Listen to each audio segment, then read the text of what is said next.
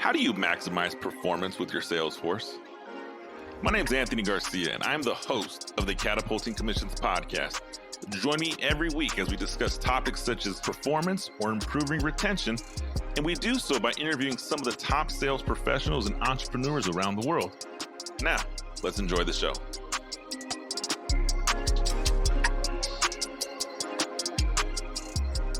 What's up, Catapulting Commissions family? Welcome back. I'm excited to have you with me today. We are going to take sales enthusiasm, sales leadership, sales skills to an entirely new level. You talk about expert sales professionals. I have one on the show today. Eneida Canev is a speaker, connector, coach, and author. She has spent 18 years in sales or sales leadership. She has experience running her own business, starting from the ground level and running an organization with over 10,000 insurance agents in her team. She has spent time speaking and training across the country. She has spoken on over 1,000 stages, training, consulting, and speaking to sales and business professionals nationwide. Her training systems have been duplicated by hundreds of leaders across the country. She's the founder of HerSalesResource, a sales and speaking company that specializes in live events, networking events, cultural and tactical training workshops. She is also available for one-on-one and group coaching. But today, we're going to pick her brain about everything sales related, how to get the most out of your sales team, how to drive revenue during this COVID pandemic. I couldn't be more excited to introduce Eneida Canev to the Catapulting Commissions team. Eneida, welcome to the show. Man, Anthony, thank you so much for having me. It's an honor, and I'm really excited to have a conversation. Thank you. I'm likewise excited. I think anytime you can find somebody who is, one, as excited about the science of sales as I am, I have to get you on the show. And I've followed your stuff. I followed you on Instagram, and we'll put all that in the show notes. You are definitely fired up about the sales process. Is that a fair statement? Yes, sir. Good. So let's talk a little bit about the sales process. So your organization, HerSalesResource, right? You are connecting and building, and from what I've gathered, you're building these networking events, cultural tactical training workshops, and some sales training at a high level. So let's kick in and talk about what's happening right now. It's COVID-19. It's a pandemic. People are having challenges, right? Do I sell my product? Do I not sell my product? How do I manage my team? How do I not manage my team? And we're going to pick your brain on all of that today. So let's first talk with the sales process. All right. Is it possible for someone to generate revenue or follow through their sales process during this pandemic? Is it possible? 100%. We're going to see people come out of this much better off than when they entered it. You just have to decide which one of the two you're going to be, and you have to be intentional about it. You know, the school of thought is either wait it out or take some market share. That's literally your two options right now. The people who are waiting it out are handing over pieces of market share to the ones who are pushing through. Okay, so for those that are pushing through, and I think that's phenomenal feedback, right? You're two choices: you wait or you push through. Yep.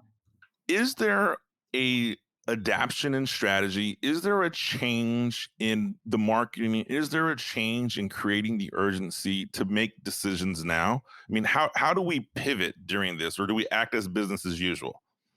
You definitely can't act as business as usual because it's not business as usual. I think, first of all, you have to prepare mentally, because what's going on is you're fighting those two schools of thought in the prospects as well. There's those people who say you shouldn't prospect during this time. You should lay off. People are struggling. And then there's also the people who want to push through. So you've got to understand that you're looking for the ones who think like you. This is a very different strategy, because when times are good, people have money to spend, there's budgets to worry about, the objections are completely different. Today, you're wondering where people even are starting at mentally. So that's number one, is be intentional about understanding where your prospect's mindset is today. You'll find that a lot of the people who are hesitant to make any moves right now, it's not that they're rejecting you, the timing isn't right for them. So put them in the pipeline, get them for the next couple months. When things clear up, you can refollow up with them. But remember, you're not trying to be insensitive. What you're doing is looking for the people who are still pushing through because they still need to be served. So if you go in with that mentality of I'm hunting, I'm searching, I'm finding the gold nuggets that want my help right now, you're going to have a lot less hesitation towards approaching people during this time. So it definitely, I think, starts with the mindset of it and knowing that it is a lot different and the environment has to be approached with a different empathetic, starting point than normal, for sure. Yeah, I think that you bring a good point there. There are people like you and I that are saying, okay, I understand what's going on, but I'm going to press through this situation because, we spoke before we started recording. At the end of this, right, someone's going to win. Someone's gaining business. And, you know, because this is happening doesn't mean that the necessity for businesses to be profitable, the necessity for people to make decisions. I mean, there's so much that still is going to continue. Do you recommend or do you have your people implementing a different strategy, or what is the strategy on identifying who are your prospects that are pushing through, who's not pushing through? And do you have a talk track for both, for one who's pushing through and for the other who's, hey, I just laid off my entire sales force, I just laid off my entire company, I'm not ready to make business decisions today? What do those two talk tracks look like? You have to go in there knowing that that's what you're hunting for, right? So, because there's zero way you can tell by a name and a number. Even if you've had a relationship with this person for a long time, you don't know where they are right now. So your first method is, okay, I've got to find out where they're starting from. And then you have to match them where they're at. So if somebody is talking to you about being fearful, the market is scary, times are horrible, you don't go in there and say, yeah, Anthony, but we can still win. I wouldn't be on your level. So I would agree with you. I would talk to you about, yeah, you're right, it is scary time. And then I want to start leading you away from that mentality. So imagine if we could improve. Imagine if even in this scary time, you could come out profitable, right? So I start where they're at and then I work my way up. But it doesn't happen without me having the initial conversation, asking them where their business is at, where are your goals, what are some things you want to accomplish? And then by their answers, I'll know where to start. So I have to always make sure I'm matching them where they're beginning. If you contradict them, then it becomes combative, and that's not going to be helpful as well. So the worst case scenario, if you're talking to somebody in that mindset, like I said, pipeline them, let them know you're empathetic. Well, I'm still here to serve you. Everything I can do, I'm going to be there for you. Is it okay if I follow up with you? All those questions we're trained to ask, you can start bringing them out, because there's no sense in pushing through somebody who mentally can't move up that next level. You're better off spending time with the next prospect who's ready for you. Yeah, I think as you mentioned that pushing through, right? It's a fine line right now. And I think there's going to be salespeople who come out of this thing looking like heroes. And Yes. there's going to be people who are going to burn a pipeline because their own urgency, their own need, right? I look at it as, I just spoke with a potential client earlier this week, and his number one question was, I need to make money now. It was almost in the form of desperation. And my response was, you're going to have commission breath. I mean, you need to make money, and the person that you're trying to sell to is trying to save money. So you're not going to find a happy solution. Mm-hmm.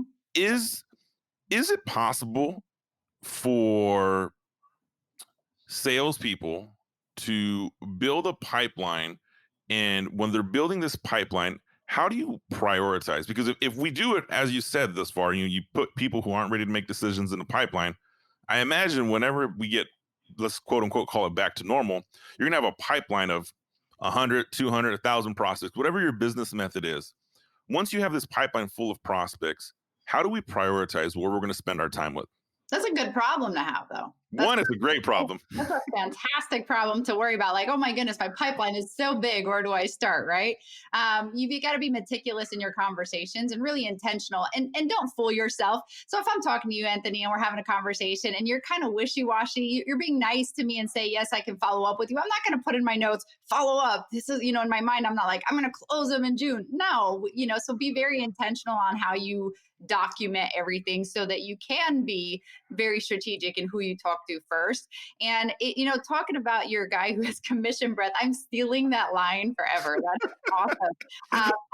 When people are in that mode right now, this all sounds great. Like, yeah, well, how am I gonna, separate my pipeline when things are better? I don't care about that. I need to make money now. I think you should be the most grateful that you're in a role where you can make a lot of money right now, because even though a lot of people still have their jobs, and thank God for that, we're just working at home, but they still have limited incomes. So I think you need to chill a little bit and do the same thing with your list today. So really strategize. Okay, these are all my leads that I have. Hopefully you have. If you have not built a pipeline yet and you're starting from scratch today, then we're talking a different story. Then you just got to pound the pavement. But you would do the same thing then as you would do now. Like, who is the conversations I've had? Who has been the nicest to me? Who has referred people to me? Who has bought from me before? Those are the people you should be really serving a lot right now, so that they can give you some more, feedback from there. And so I literally would not change that strategy if I have 1,000 people in my pipeline come June, let's say, or whatever the time is. I would just make sure that I'm very meticulous and very intentional about my documentation. And I know us as salespeople, we hate doing that part, but it's going to make your life a lot easier when you do have so many people to follow up with. Yeah, and I think you hit the nail on the head. Salespeople do not like the I don't know, I call it the nitty gritty, the funnel management, for lack of better words, right? I mean, I know when when the very first team I managed, people were like, "Oh, if you just set the appointments, I can close the sale." I'm like, "Oh, I could close the sale too if I could." I mean, anybody can do that. Part of it is managing the pipeline, setting up the prospect appointments, getting in front of the right people, and that process you just mentioned of managing your funnel now, just like it was before, and nothing changes. I think that's a really that's a key nugget there that I don't think people realize. The funnel management doesn't change just because we're on this COVID-19 pandemic. Now, if we're building a funnel and we want to go and we want to drive some revenue, and you have people and you're doing the whole funnel management, is there a creative way, or is there a different way to bring people into that funnel now? And let's talk about, we can go B2B, B2C, whatever direction you want to go on. Let's talk about, how do we bring people into that funnel now that we may not have done before, or how we're changing it now? How do we bring people to us? What I love about sales is, and this is sports too, I think a lot of people who are in sales are very sports-minded people, right? Is there's the fundamentals.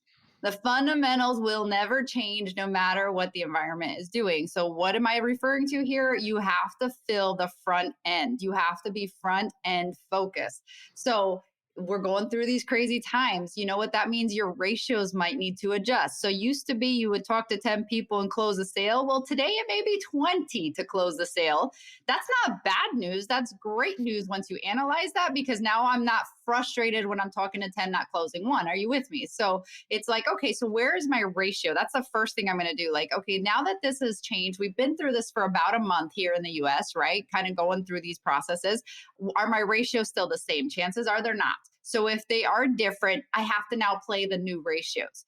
That means if I have to put more people on the front end to get the same amount of closes today, then that better be my focus right now. Not the whining and complaining and the fact that I'm not closing as much as I used to. I'm just adjusting. Like, okay, so I have to make sure I put 20 people in front of me today. I used to only have to do 10. How do I get to the 20? And now my prospecting efforts start from that front end. That fundamental to me will never change. You just have to adapt the numbers that you're working with. That is that front end, that stat management, what you just shared right now, 10 to get to 1, 20 to get to 1. I know that I beat the drum on people who work with me. You got to know your stats. You got to know how much output are you going to have to get revenue back in. Right. The challenge when you just said that, and I mean, I'm not immune to this, and I know you're not immune to this, right? Just because we come in and we're geeked out about training and teaching sales doesn't mean we're immune to this. Right. As you said, from 10 contacts to 20 to 1, in my mind, I'm like, man, that is demotivating. That is challenging. And that's going to have an impact on people that don't have that strong mentality in sales. How does someone correct that? Because the way you said it right now, I mean, you just motivated me. I was like, man, you were on a call. You just fired me up. I'm going to get on the phone. I'm going to do I'm going to pound the pavement. But how does someone stay I guess for lack of a better word, strong in the mind to go through this process. So you have to look at it from the right perspective, because you're demotivated if you say, crap, I got to go from 10 to 20, instead of saying, man, thank God I can control the 20. Do you see what I'm saying? Because if you're looking at it from the perspective of it's more work, then you're coming from it from a wrong angle and you're going to demotivate yourself. What you've got to always look at, and this is why sales is powerful, that you are always the one in control. So commission breath people here, right? If you need to make that money, you, yes, have to put in effort that you didn't have to put in maybe 2 months ago. But remember that it's temporary. It's not always going to be 20 to 1, let's say, if we're using these same numbers. You're probably actually going to improve your skill set if you think about this, and you come out of this with a higher ratio of prospect to close.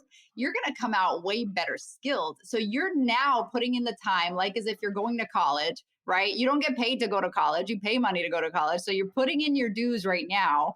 You're going to get the closes you need to because you're upping the ratios on the front end. And then imagine on the back end, not only you're going to have a bigger pipeline, you're going to have a better skill set. So you're going to come out of this where you used to be a 10 to 1 closer. You're going to be a 5 to 1 closer if you have the mentality and the right perspective from the beginning. So to me, it's like a win-win. I'm going to make my money now, and 90 days from now, 120 days from now, or whenever, I'm going to probably double my income from the same activity. I mean, you talk about a super closer right there. I mean, you just answered my question and you closed me on why I should have the correct perspective. That's I right. mean, one, kudos to you. That's an amazing skill set. But that brings up a really good point.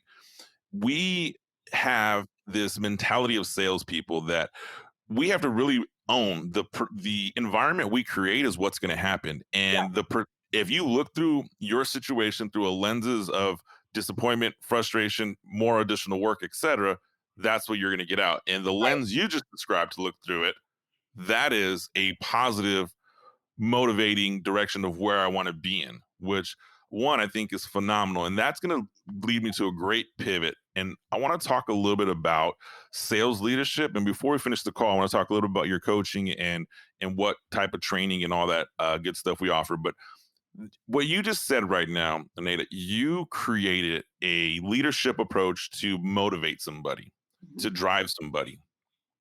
How do we scale that? I mean, I know you just did it one-on-one, but let's just say you have a sales team of 20 people, 100 people. Not everyone's going to adapt to that message. That message doesn't resonate for everybody the same. So how do sales leaders, one, lead their team through this, two, lower turnover and try to drive revenue? Such a powerful question right now. First of all, as the leader, the piston theory, cars aren't made with pistons anymore, right? They're made with computers now. But when pistons fire at different times, right? Okay. I've always seen people that way. There's no way I expect my team of 20 or 200 or 5, whatever the number is, there's no way I'm going to expect them all to be firing at the same time. I know this. So it relaxes me in the sense of like, look, if Bob doesn't want to go push right now, I can't make Bob push. I've always been a person who thought, people have parents or kids usually, right? And if you have parents and kids and they don't motivate you to go be great, nothing I say can do that for you. Right. So I come from that perspective. I'm going to give you the tools and the environment you need to win. And then it's on you to put that effort into action. So number one, that's my perspective as a leader. The second thing I do is I always look for a rabbit. I always look for the one that is succeeding, because then I have an example to point from. If you're a leader who's like, I have 5 people on my team and nobody's doing it, then look for a rabbit on a different team. Don't be afraid to promote success elsewhere, because it's still success during these times. I really firmly believe if even one person is succeeding right now, it's proof that it can be done. So I always look for a rabbit, preferably on my team. But if not, I point at somebody, look, this is what this team's doing. This is what this team's doing. If they can do it, let's do it. And then I bring out the competitive juices. Let's get fired up. We can dominate that, right? Because you show success as an example, so no excuse can be taken. And then the last thing, one of the last things I'd say is, look, if you're a leader and you have not gone in the trenches with your team up to this point, you're already a little bit behind. Hopefully, as a leader, you've already demonstrated that you're willing to roll up your sleeves and get your hands dirty with your team. If you have fought for your team, this is the time to ask them to fight for you. right? Because you've shown I'm here, we're doing this together. Maybe you've pulled them out of crunches with sales calls. Maybe you've taught them things or motivated them when nobody else was listening to them. All these things you build up over time in leadership. Times like this is where you can pull out the card and say, hey, I now need you, because you've been there for them. It's okay to bring that up, because people will more likely fight for someone else than they will for themselves, unfortunately. So I'm hoping in this leadership, people who are listening to podcasts or people with different mentalities anyway, you can now ask of your team to fight for you. Don't be afraid to do that. Say, hey, we need everything we've got right now. After this is all done, we'll all take a break together. We'll celebrate. We'll do something. But right now, can I count on you? Can you be the person that I can call at the end of the night and say that you did something for the team? If you bring that conversation out, don't dominate. Don't say, hey, Anthony, you better deliver today. No, Anthony, you and I have been through the trenches together. We've been through a lot of stuff. More than ever, I need you right now. Can I count on you? Can you be the guy in my corner? Even if it's one sale this month, can I count on you to deliver that for me, please? If you have that servant leader mentality from the start, these are times you can bring out that card. And I think that helps in a big way. 100%. I mean, there's so much nuggets of what you just shared right now, but that getting in the trenches, the ability to ask people to work for you because you have worked for them Right. so long. I Right. think that's a skill that leaders sometimes underestimate. They don't realize how much value it is. And I think it goes back to people have to see you fight for them. People have to see you get in the trenches with them. And if you haven't done that, you are behind the 8 ball. It's not too late to do it, but I just think the message has to be massaged. If you haven't done it yet, I think the next best thing, like if you're like, crap, man, nobody wants to fight for me, then the next best thing is swallow your ego, find the guy on your team who's been that for a lot of people on the team, and have a one-on-one with them. Be like, Anthony, I'm going to come straight with you. I have not been the leader I've needed to be. I know I've always been really dominant, and I've been the type of person who just demanded and all this, but listen, can I ask you a favor? Can you help lead the team today? This is when we need the team to pull through, and I will make sure I give you the credit and people will know that you're the reason. Because if you do that, now I've got you as the guy that everybody loves and respects pushing for me. Now I have leverage, but you better make sure you follow through on your commitment to showcase Anthony as the hero, when this is done. So you still can recover from that if you haven't, but you got to swallow your ego and use people on your team to help you. I like that.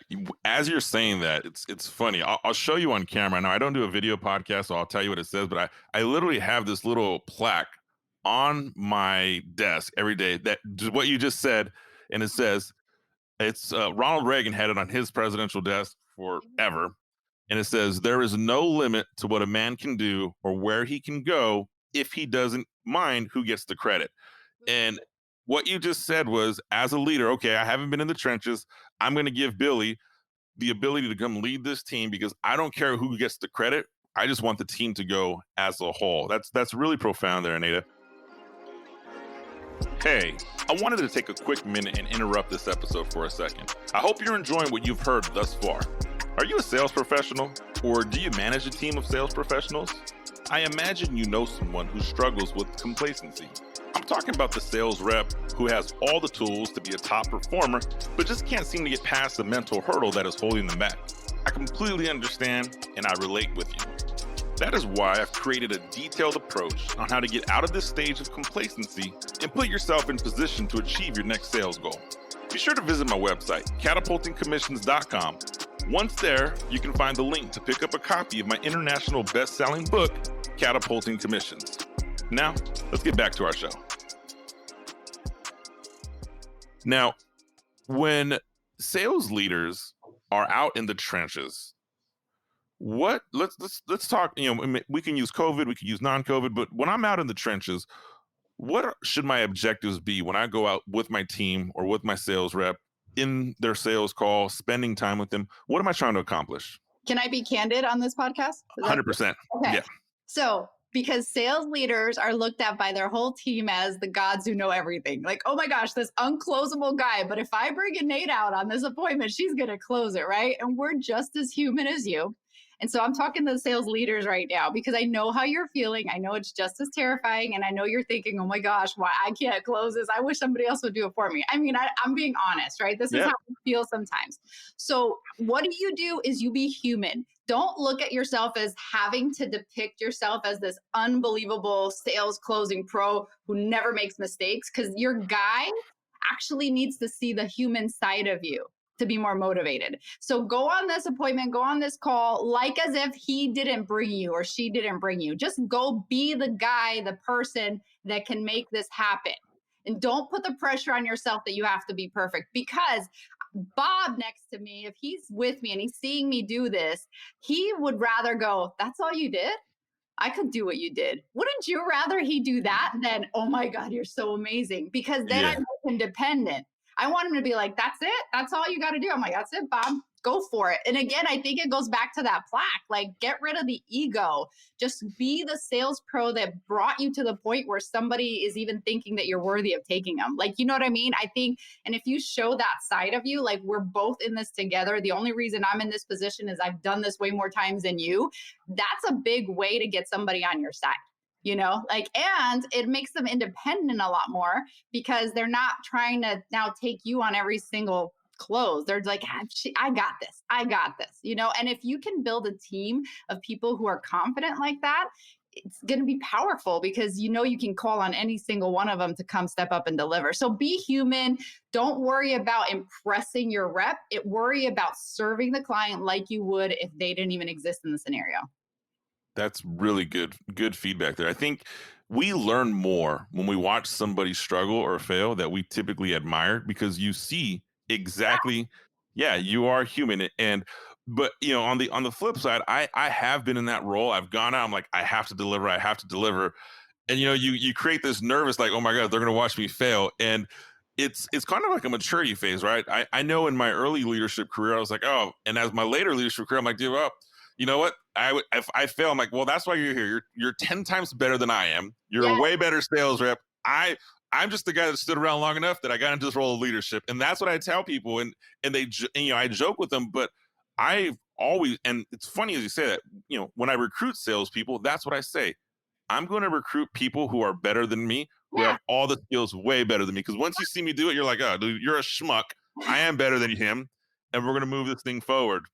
But you know what? It's liberating because I don't know why we put that pressure on ourselves. Look, you got to remember, you're in that position for a reason, but our brain is much more programmed to negativity than positivity. So we instantly think of what can go wrong instead of, man, I'm damn good. Of course he wants me to go with me because I'm awesome at what I do. Like, you see what I mean? So you just have to relax, chill. You're going with them. Another voice is always great, in any scenario. So you're not going in there because you're the master closer of all closers. You're going in there because you can be a new light on the scenario. And that's all you have to worry about.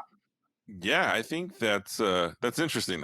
I'm glad to hear you say that, because there's no manual for sales leadership. I know Right. it's really funny. I mean, I have learned, and I have interviewed some really powerful people on this podcast, and creating my book, I did some research and interviewed some sales leaders.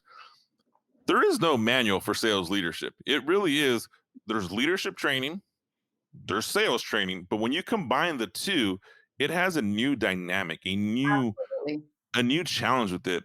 Mhm. So let me role play a scenario with you here that has been a area that I've collaborated on with colleagues that manage sales teams. How, let's start with the how, and then when do you give negative feedback to a sales professional? You spend some time, you went out and you're like, hey, dude, you're bad, you're terrible, but you don't want to say that right away. So how do you deliver it? When do you deliver it? And what are you trying to accomplish by delivering that feedback? It's all system based. If you're system based, you're not going to have a problem with this. And this is going to come up all the time. First of all, never in public. I never criticize in public. I only praise in public. If there's even one other set of ears, all they're going to hear from me is how amazing I think they are. I will never criticize in public unless we're having a very specific, let's skill up meeting. That's completely different. But look, this guy just did a terrible job and I see exactly why he didn't close. But you know what I'm going to say? You smiled so well on that appointment. You did awesome. Now, I take them in. I'll be like, look, I've got some awesome stuff to go over with you. And I always start with the positive thing. And I know this almost sounds cliche, but you sandwich it, right? You start with fun things. You start with, this is exciting. Let me show you the new contest. Let me show you what you can go for. Do you know if you close this many sales, you could double your income? Because I want their juices jacked up. I want them being like, I love this. Oh my goodness, this is the best place for me to be. And then I'd be like, I'll ask them, Anthony, on a scale of 1 to 10, how do you think you did on that last appointment? This is actually a good question because then I see where your mentality is. Because if you come to me humbly and be like, oh, honestly, it was probably a 3, my job's easy now. All right, why do you think it's a 3? Yeah, so let me show you how we can pivot from here. I mean, that's no brainer. And I've already come from an angle of like firing him up. If he says, oh, I think I did an 8, then it's the same question from there. Okay, Anthony, why do you think you did so well if we didn't close? Let's talk about that. And then, okay, so if we change this and this, do you think you could close better? Let's role play a little bit. So I start with asking them to give me their feedback.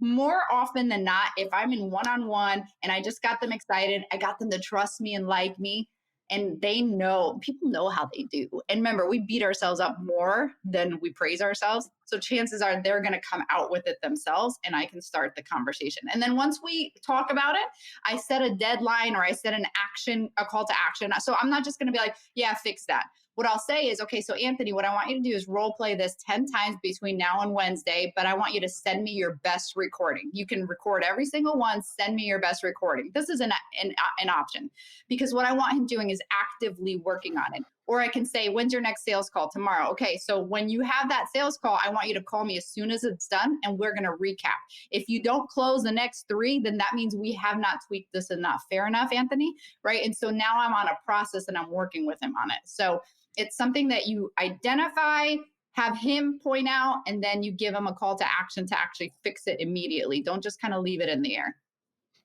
I think that's huge. I think definitely you're tying them down and taking ownership over their own development. And I like how you ask at the end, right? If your next 3 sales calls we haven't closed, then we haven't fixed the problem, right? So, and I think giving people ownership of that.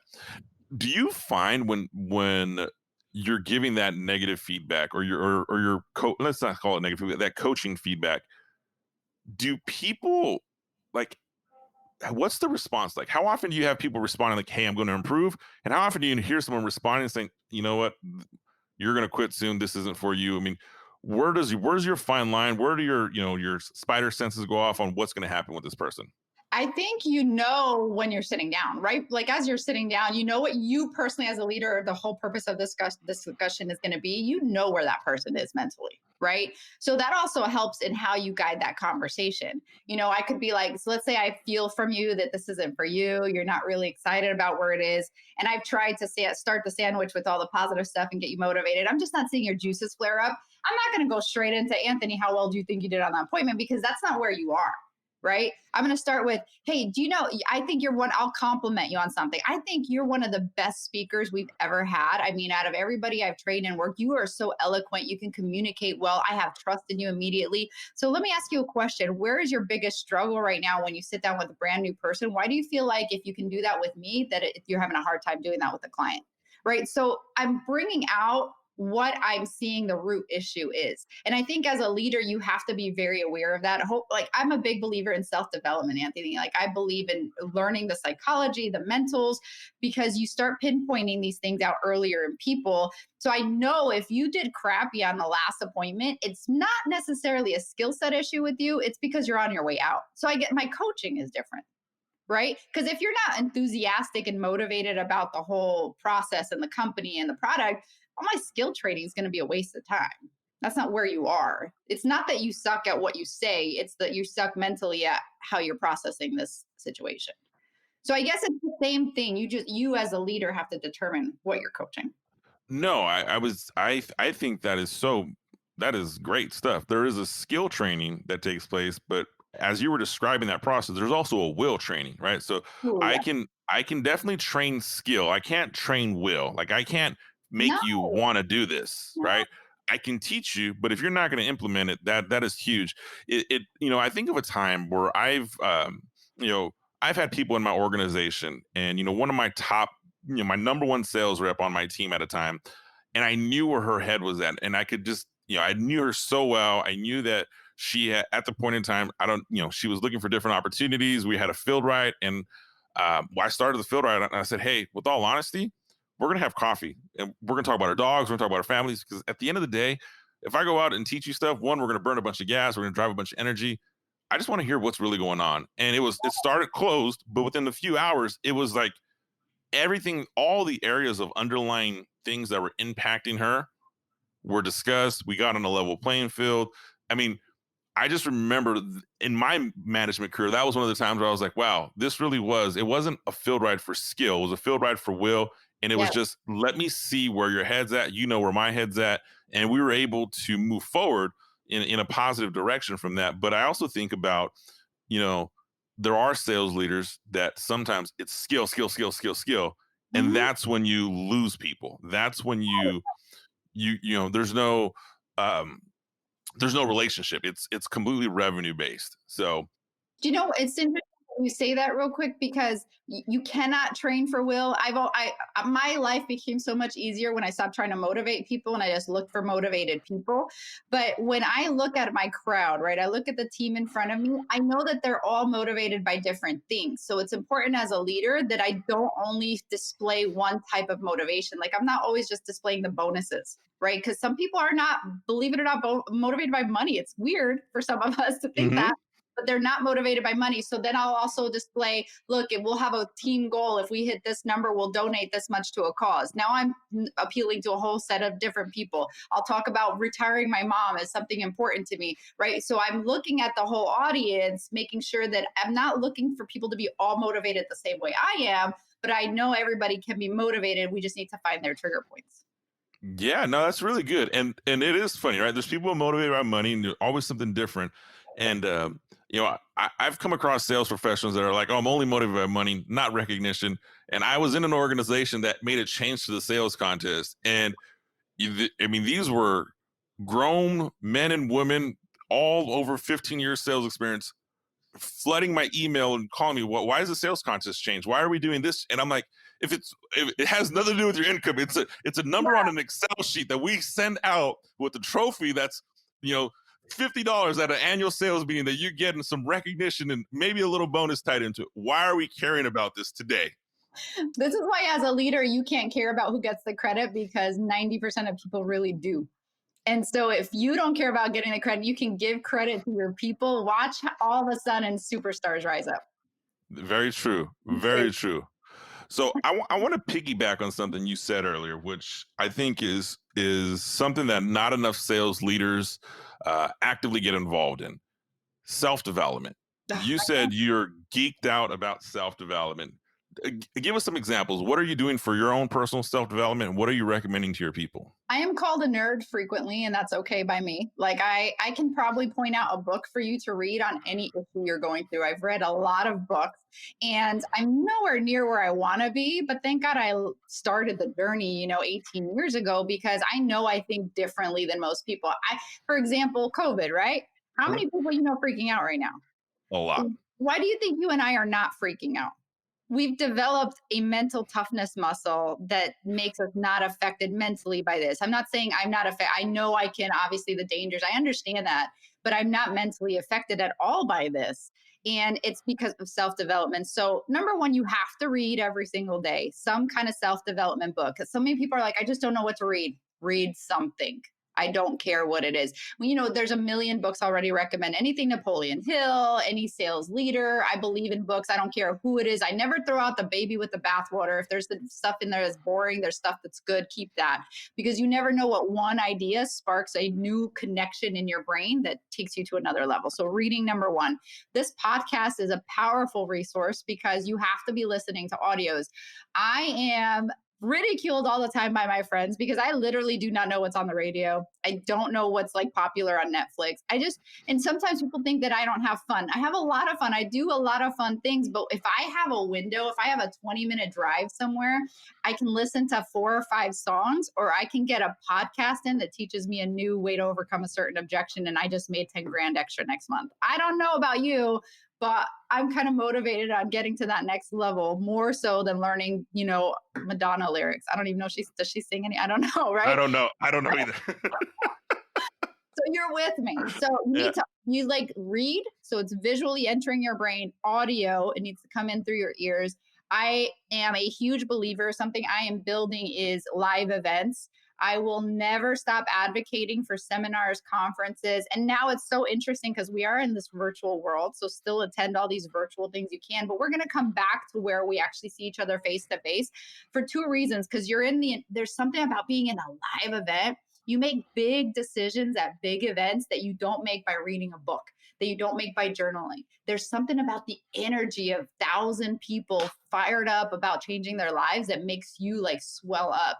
And the more events you attend in real life, the better you're going to feel about yourself, the more juiced up you're going to be, the less you're going to want to return to life as normal when you come home, and invest in them. If you have to travel, get hotels, they're worth it because they literally change who you are as a person. So can you imagine? I've been doing this for now 18 years.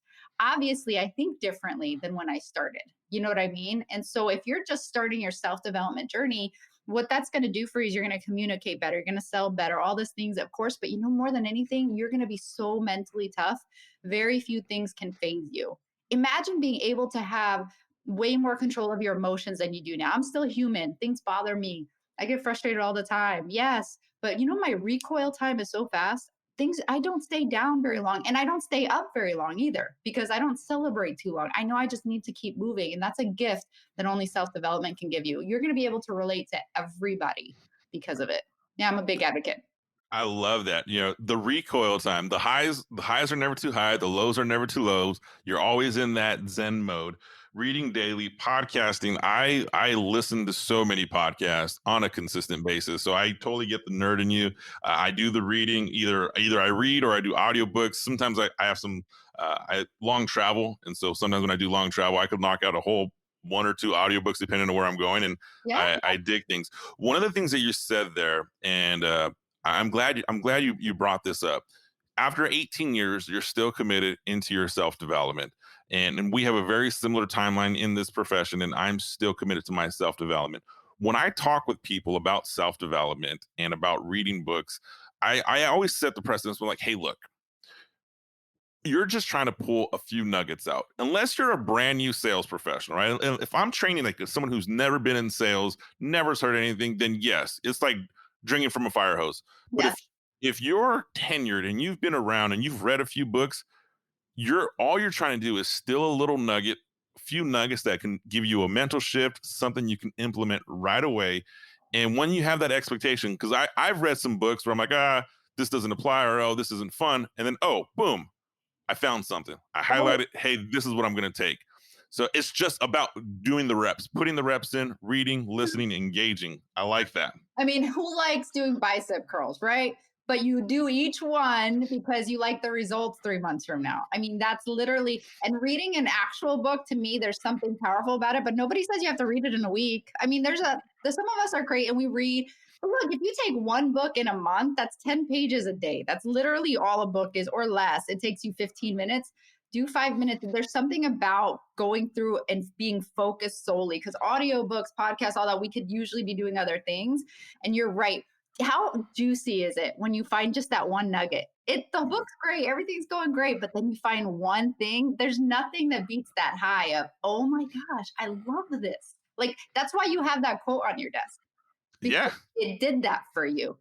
You know what I mean? So yeah, it's powerful. It changed. it 100%. I mean, and you can only find things by going through and putting the reps. And I love the analogy, right? We do bicep curls. So 3 months from now, we can have biceps. We don't do bicep curls. It's funny as you're saying that, right? This morning I went and worked out at the gym. I'm like, all right, no, I don't feel skinnier, but I got my workout in, right? So it's kind of like you're putting the reps in. Yep. So let's talk a little bit about your coaching business, your speaking business, your live event. So in your coaching business, who do you serve? Who do you help? What does that process look like? I am focused primarily on my live events right now. Okay. And that sounds so funny in the time we're in. Talk about pivoting and adapting. I am very accessible. So I'm active on Instagram, active on LinkedIn, and I'm probably the most accessible person. I'm happy to answer questions. I won't always have the time to do this, by the way. So I always tell people, if you have questions, ask me now before I'm too expensive, right? But anybody can ask me questions, reach out. I'm happy to help and promote. What I want to make sure I create is an environment where people can come together and enjoy like the relationship and enjoy the camaraderie and knowing that they're not alone. Because here's what's going to happen as we self-develop and start growing, and those of us in sales that are passionate about sales, which I don't know if there's anything that's as sexy as closing a sale, man. When you get that close and you see it just go through paid, is there anything that feels better? Nothing feels better than that. So I love the sales game, and you're going to be in this world where everybody else in your circle thinks you're crazy. That's just what's going to happen. Everybody's going to be like, you should get a real job. Even if you're doing well, people are going to be like, so are you going to go look for a real job eventually, right? Because especially if you're on commission or if your Yeah. income is based on like the market right now, everybody's probably being taught like, man, you should have really said yes to the other job. Like I'm sure this is going through people's heads. So I'm passionate about creating live events. So those of us who are the black sheep in our family, in our circle, we actually come together and be like, I'm not alone. Like we are a movement and we need to stick together. And if we have that power and energy, we can do some big things and be great. And so my big focus is creating live events all across the country. And they're going to be small to big. So I have a networking event that I run. We have about 15 to 30 people depending on that event. And we're planning a conference a conference and a retreat for sales women in the fall here in Texas. So that's something that we're working on as well. So anything where I can actually gather humans together who have the same mindset so we can explode. That's going to be my focus. I dig that. I think live events are so impactful. And if you have not been to a live event, you have to put that on your to-do list. The networking you meet at a live event. Here's how I took one of the very first live events that I went to. And I say live event I think the very first live event I paid to go to, oh man, it was 18 years ago. I went to see Jim Rohn speak when Jim Rohn was still alive. And I was fired up. I was still in college. I remember finishing, getting out of football practice, going, changing, putting on a nice shirt and tie, and heading down to I don't know if he was at the West End in Pasadena or something like that, and hearing him speak. And I was like just jacked up and fired up. And then, that was exciting at the time. I look at it now, some of the last live events I've been to, I have connected with so many like-minded people. We talk about, building, your network, right? You level up your network. And when you find somebody who thinks like you, thinks at a big scale, you're like, oh, this is awesome, right? So if you ever find yourself in your network where you're the wealthiest, you're the most successful, go to a live event, find somebody better, because there's always somebody doing better.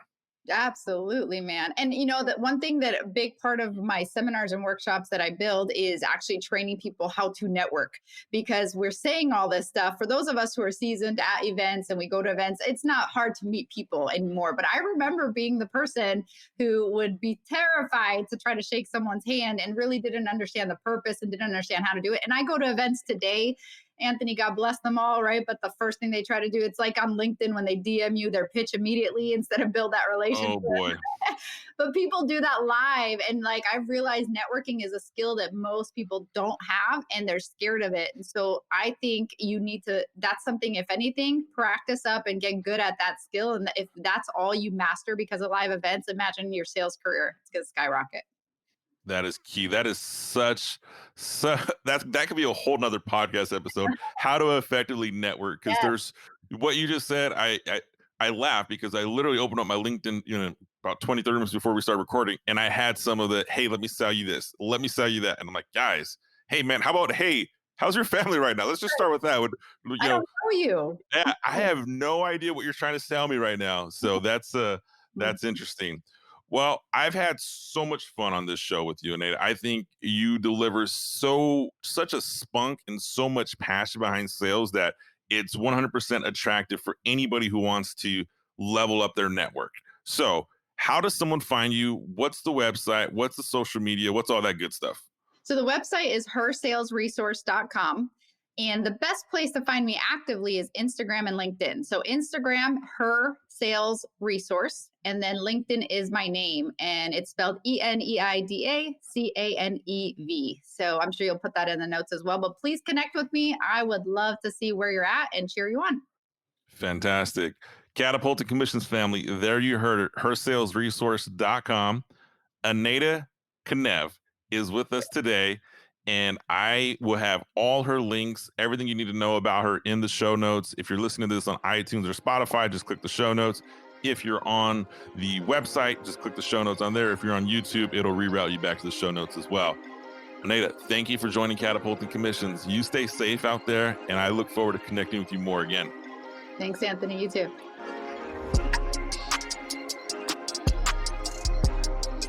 Well, that does it for today's episode on Catapulting Commissions with Anthony Garcia. If you found some value in today's show, please be sure to head over to iTunes and leave a 5-star rating. Don't forget to subscribe to Catapulting Commissions. That way you get notified of new episodes every week. Lastly, please take a screenshot of today's show and share it on Instagram. Every week, I'll be giving away a signed copy of my best-selling book to one person who tags me at Anthony P. Garcia 99 and includes the hashtag Catapulting Commissions. Thank you for your time, and I look forward to helping you achieve higher commissions.